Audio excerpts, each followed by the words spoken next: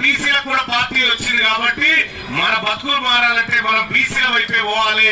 మన ఇలా బీసీ ముఖ్యమంత్రి ఉంటే ఎంతసేపు రాసుకుని అర్ధగంటలు అయిపోతుంది కావా? ఒకటే అర్ధగంట బీసీ ముఖ్యమంత్రి ఉంటే 2000 కోట్లు కాదు 4,000 కోట్ల రూపాయలు వచ్చేటి. ఇలా బీసీ మంత్రులు ఉన్నారు, బీసీ ఎమ్మెల్యేలు ఉన్నారు, కానీ మాట్లాడలేమని ఇలా బాధ అంటే అమ్మ మాట్లాడితే పదవి పోతుందేమో అని వాళ్ళ బాధ. ఎన్ని రోజులు ఉంటుంది పదవి? మళ్ళా రారా ఇక మన దగ్గరికి? ఇక రారా వస్తారు కదా.